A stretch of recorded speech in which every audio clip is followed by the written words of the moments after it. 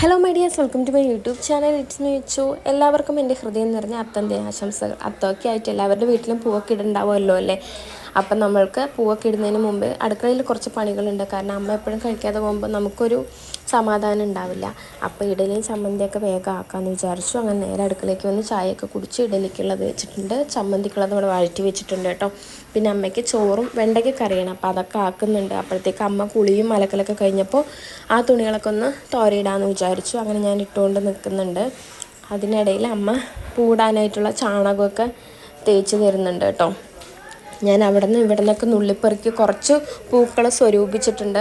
നമ്മുടെ ഫ്രണ്ടിൽ കൂടെ പൂക്കാരൻ വരുന്ന സമയത്ത് പൂ വാങ്ങിയിട്ടാണ് കേട്ടോ എപ്പോഴും ഇടാറ്. കാരണം പൂക്കളൊന്നും പണ്ടത്തെ പോലെ ഇപ്പോൾ എവിടെയും കിട്ടാനൊന്നുമില്ല. ഉണ്ടെങ്കിൽ തന്നെ അത് അവരവരുടെ ആവശ്യത്തിന് മാത്രമല്ലേ ഉണ്ടാവുള്ളൂ.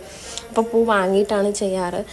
അപ്പോൾ ഇന്നാണെങ്കിൽ പൂക്കാരനെ കാണാനുമില്ല. അത് വെയിറ്റിംഗ് ചെയ്തിട്ടാണ് ഇത്രയും നേരമായത്. അപ്പോൾ അത്തൊക്കെ അല്ലേ, തുടക്കത്തിൽ തന്നെ കുറച്ച് ഭംഗിയിലൊക്കെ ഇടാമെന്ന് വിചാരിച്ചപ്പോൾ കാണാനേ ഉണ്ടായിരുന്നില്ല. അപ്പോൾ ഞാൻ വേഗം അടിക്കലും തുടക്കലൊക്കെ ചെയ്യാമെന്ന് വിചാരിച്ചു.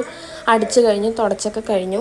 അപ്പോൾ ഫസ്റ്റ് ദിവസമല്ലേ, അപ്പോൾ നമുക്ക് കുളിയൊക്കെ കഴിഞ്ഞിട്ട് പൂടാമെന്ന് വിചാരിച്ചു കേട്ടോ. ഞാൻ എന്നും കുളിച്ചിട്ടൊന്നും അല്ല ഇടാറ്. നമുക്ക് പറ്റാതായ സമയത്തൊന്നും നമ്മൾക്ക് പൂടാൻ പറ്റില്ലല്ലോ. അപ്പോൾ അമ്മയാണ് ഇടാറ്.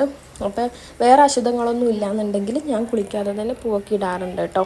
അങ്ങനെ ഞാൻ കുളിയൊക്കെ കഴിഞ്ഞ് വന്നിട്ടുണ്ട്.